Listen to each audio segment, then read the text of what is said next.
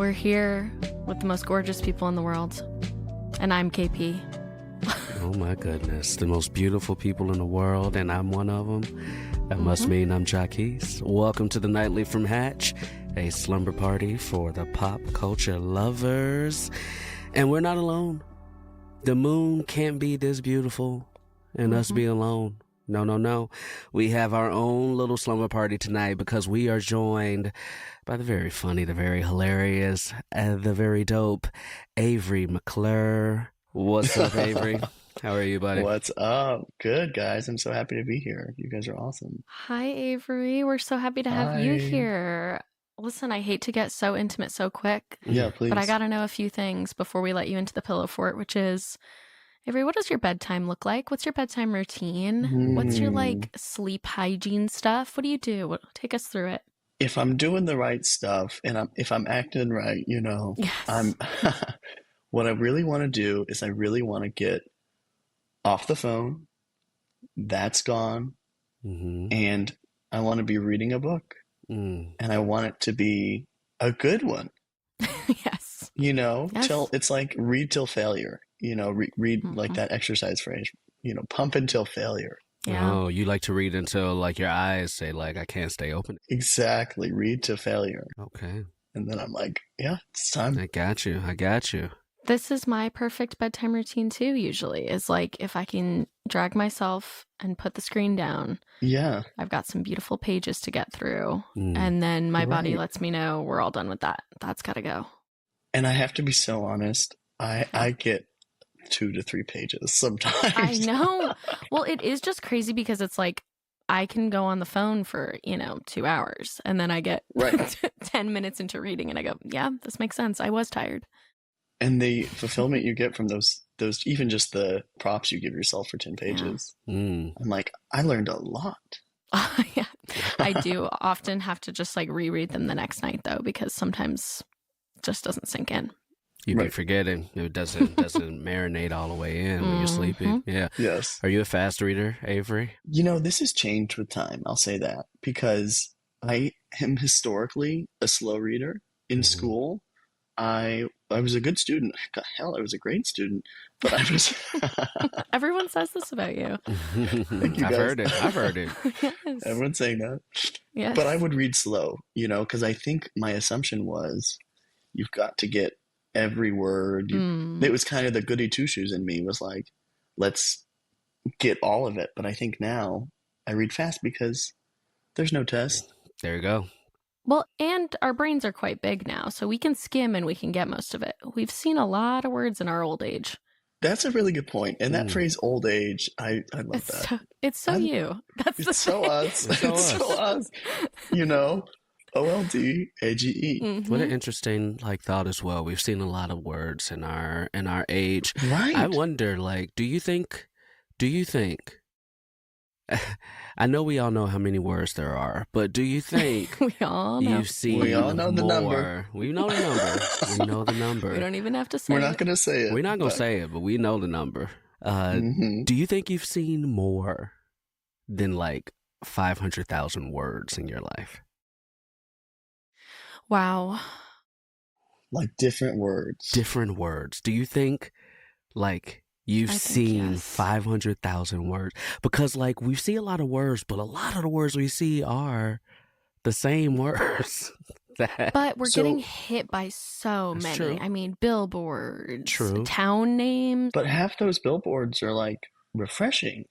We're getting a lot of ands. We're getting a lot of. We get a lot of the butts. ands. We get a lot of the booties. We get a lot of the does. Yes. Most of my books are booty, the, and. Yes. You're Mine reading too. the Booty Chronicles again, which I said you've got to move on. I'm back on the Booty Chronicles. There's so many other books, please. I call Moby Dick the Booty Chronicles. Yes. That's funny. I don't know. Something to ponder on. We don't have to answer. I love that question. I just wonder. Avery, when you're in the bed, going back to the sleep hygiene, are you a cold sleeper? I hate to say that you're in a certain, I just need you to know, Jacquis and I, we need to be quite cold when we're sleeping. This we agree on. Okay, yeah. Do you like to be cold? Do you like to be warm? You got multiples? You got weighted blankets? What's the setup looking like? Oh, great question. Mm-hmm. I actually have a heated blanket.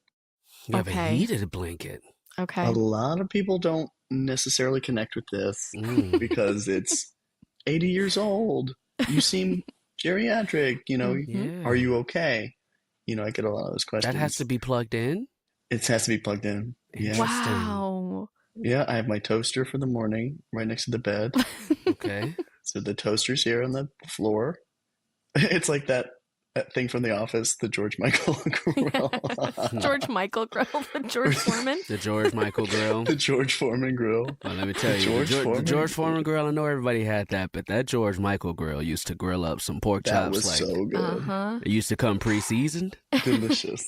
Avery, you like to get really cozy and toasty then. Especially in the winter, and, God forbid I have someone in the bed with me. No, that never happens. God forbids it. Yeah. God forbid that. Yeah.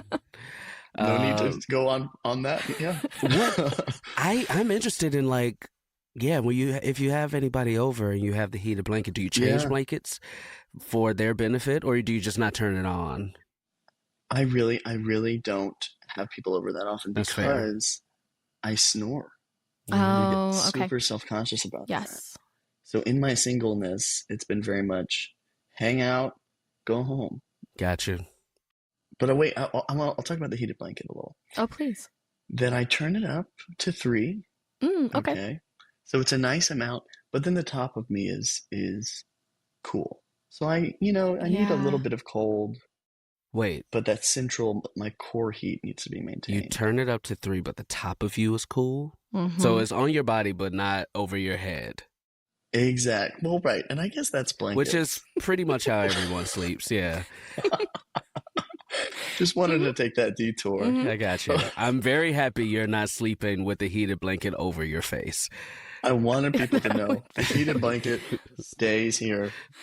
Okay. Well, this is a lovely little routine. This honestly does sound really cozy. A book and a heated blanket does sound really, really nice. Yeah. It's really nice. I want to go back in time.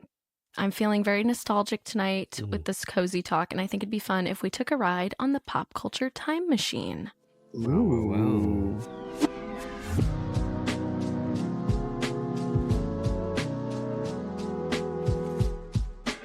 Jacquis, what moment in time, if you would be so kind as to kick us off, where are we going and when are we going?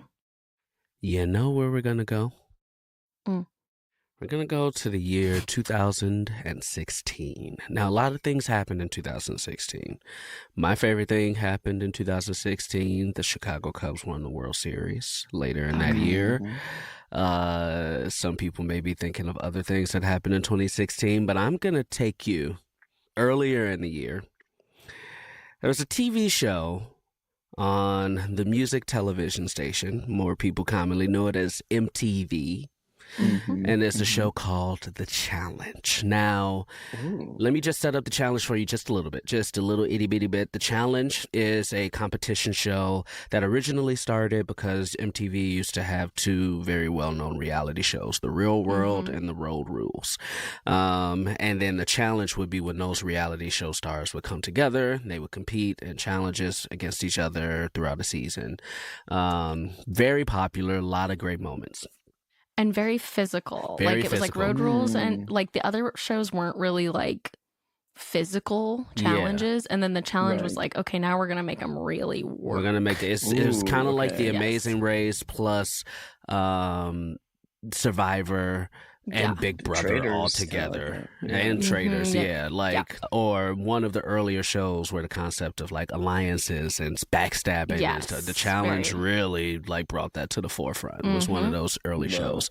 Now, there are a lot of characters that have appeared on the Challenge, and they appeared before that on MTV, but one of the main characters, he is Mr. Challenge himself. His nickname is Johnny Bananas. Johnny Bananas, who has had some other success outside of the MTV world. Very little, but he is like Mr. Challenge.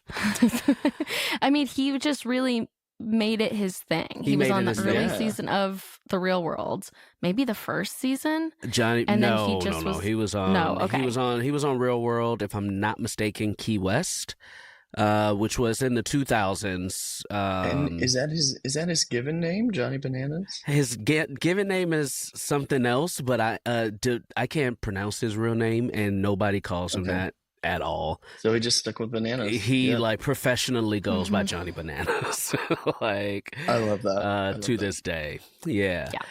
Now, every season of the challenge is usually a themed season. Like, one season it may be fresh blood, and it's like people who haven't even been on MTV are like in this, or it may be Battle of the Exes. And like people who've dated are now forced to be teammates, even though they're exes, right? Yeah. So that's where this story starts, is Battle of the Exes. Johnny Bananas dated someone whose name was Sarah Rice. Okay. Who was also from... She was from the Real World as well, but I think she was from Brooklyn. She was from a different season. So actually, let me scratch that. They did not date, but they were on Battle of the Exes together. Sarah dated someone else. And Sarah sent Johnny home. She she was like the catalyst to the elimination, and they were friends. Like, Johnny and Sarah were friends. So like that really upset Johnny Bananas, right? Stabbed in the banana. Stabbed him in a banana, which hurts. But the next season, the theme of the show was rivals. And this one is two people that hate each other are now teammates, and they are forced to work together to win money. All right? Oh. Now, this was the third iteration of the rivals, like, lane that the challenge had gone down. The structure. So to make it different, what they did was, normally if you and your teammate win, or you and your team wins, whatever the prize money is at the end of the season, you guys win. What they did was, for this, is if you won, even in the final, you're working together, they still had things that could be individually timed. So whoever was the winner of the individual times between the team that won got to make a very important decision. We'll come back to that. Uh-oh. Now, throughout this season, and what usually happens is, usually teammates are rivals, and then, like, more times than not, they become friends again, or they have a healthy respect for each other. Yeah, or it's like we're all in the game together. It's like, you know, you got to work with them to win. Yes. Yeah, you have to find something to like. So you find some common ground again, right? And throughout this, mind you, Bananas and Sarah were friends previously. So they had to mend their relationship, which they did. They mended their relationship, and they were good. They were a good team. Yes. They were whooping booty on the challenge. They remember why they like each other. Exactly. Yeah. So they get to the finals, and they pretty much dominate the finals. Like, it is clear. Because not only is Johnny Bananas, like, on the challenge all the time, he is also the most winningest challenge person. He has been on 22 seasons of the challenge. Yeah. Just to, like, put in perspective. And Avery, also, I want to ask, have you heard of the show at all? Not even. Which I think is really funny, because there has been, there's been 30-something seasons. That's crazy. Yeah, I think there's been like 40 plus seasons now. I think, yeah. And he's been on over half of them. He's been on over half of them. And he's won 7. He's won 7 or 8. Whoa. Yeah. Yeah. Whoa. And this was during a stretch where he was on like a bunch of them consecutively. Like, this was like his 10th one in a row. And so they get to the final, they win the final, right? The choice between all the teams is whoever is the leader of the team, like the person who won the individual timed, got to choose whether to split the prize money with their partner or keep it all for themselves. Up until this point, that had never been a choice. It has always been split. That was the choice. Johnny and Sarah won number 1. Bananas and Sarah were the number 1 team. The other 2 teams decided to split the money. Because why wouldn't you? You've been working together weeks. Yeah. Together, yeah. We get to Johnny and Sarah. Mm-hmm. Mind you, not only is Johnny Mr. Challenge, not only has he won like the most like challenges of anyone, he is also one of the biggest villains in the challenge history as well. Like, he's cocky, he's blah, blah, blah. But like him and Sarah got back on the same page, and Sarah like needed this money, and like, oh God, Johnny won the individual times. And so he was the guy that made the decision. And he starts giving this speech. Like, listen, I'm so happy that me and Sarah are back together, this, that, and the other. And Sarah could just feel it. She's like, Johnny, don't do this. Johnny, don't do this. And he's like, but I think I got to take the money and run. And he took $275,000 to himself. Yeah.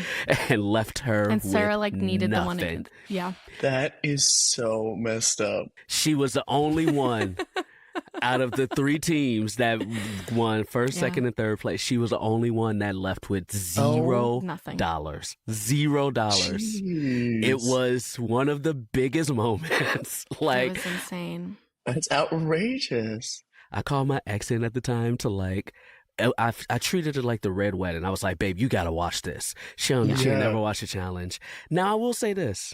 Sarah never came on the challenge again. That was her last one. She was like, I'm done. I can't do this anymore. Because it's heartbreaking. Right. Yeah. That was the last one he won. He never won again. Like, he was, wow. It set him up to be like, we can never let this guy go to the end ever again. Because I've watched a few, I think I've watched one season that he's been in since. And everyone is like, yeah, right. We're not letting this guy get anywhere near the finale because he is cutthroat. Yeah. And everybody else has seen this and is probably rooting against him. Oh, yeah. Totally. And I've had him on the show before, and he talked about this. You've talked to the Johnny Banana? I've talked to the Johnny Bananas, and he recognizes how much of a douchebag it made him look like, which I guess is half the battle, you know. I did some stuff for House of Villains, which he was on. Yeah. And his POV, at least at some of that, was, why did the show give me the option if they didn't want me to take it? Yeah. Well, that is absolutely not a good excuse. Well, I mean, I thought you were going to say yes, it is. He is absolutely right. He said that. He said that to me too. He was just like, look, I know it sucked and I felt really bad for Sarah, but they gave me that opportunity. He was like, I had to make good TV. What you did? Okay, those are 2 different things. Like, they gave me the choice, so I had to. Anyway, that is crazy. It was crazy. He's a really interesting character. Yes. Yeah. What reality shows do you tune in for? Any? Or are you more of you're just a narrative person? I'm typically more narrative, but I always love watching reality with my friends. Yeah. So I've really enjoyed like Love is Blind. I really like that show. I think it's crazy. I love it when the guy is gay and the girl doesn't know. That's kind of classic. I love just the things they talk about. They're like, yeah, do you have a dog? And she's like, I do. I do. Even the ones that have chemistry, I'm like, this is so hard. I don't know how they're doing this. And the kiss is always brutal, you know. They like run into each other and they'll like jump. One of them jumps and the other's like, ah. This is someone they've been talking to for years. And years. You know, I don't know this. But it is like they've never used their bodies before when they see each other. And then they're saying, wow, for like, I'd say 12 full minutes. They're going, wow. Wow. Look at you. Look at you. You don't look like I pictured. Oh my God, you're beautiful in a totally different way. I would never have gone for you, but it's like interesting. Oh my goodness, this is so hard. This is so bad. This is difficult. I love it. Okay. Avery, I think honestly, I'm really happy that you were able to. I'm really happy you didn't know a lot. I feel like I loved it. I loved it. I feel like I learned a lot. Johnny Bananas completely new. Now that you know him, he'll come into your life often. Johnny Bananas, you'll start seeing him. Yeah, whatever that effect's called. He's behind you right now in a pillow fort. Yes. Avery, before we wrap and come back to the present, Yes. is there anything our listeners should check out that you've been working on? How can they find you? What's all that good stuff? Ooh, I just go to my socials, guys. Mm-hmm. I really love social media. Avery McClure 0. Incredible. And I'm doing shows and stuff too. And Avery, before we all turn in, we like to ask our guests to give a special good night. This could be to a specific person. This could be to a ton of people. This could be to animals. This could be to fictional characters. This could be to just yourself. Who would you like to say a special good night to? Oh my gosh. Well, okay. I'll say goodnight to future us. Oh. We have figured it out. We are comfortable, settled, and you did it. Good night. And we're all sleeping in the same bed. You have your electric blanket. Yeah. I have my cooling pad. And I have a fan. That's perfect. We have I drift off to sleep and I... No, future you figured it all out. That's right. I have an apnea mask. It's perfect. Yes. Perfect. Well, thank you so much for that. That was beautiful. Yes. And to you, guys, of course. Oh my gosh, we love you. And good night, Avery. Good night, KP. Good night, Moon. Good night, KP. Good night, Jacquis. Good night, Jacquis. Good night, Mood. Good night, Avery. Good night.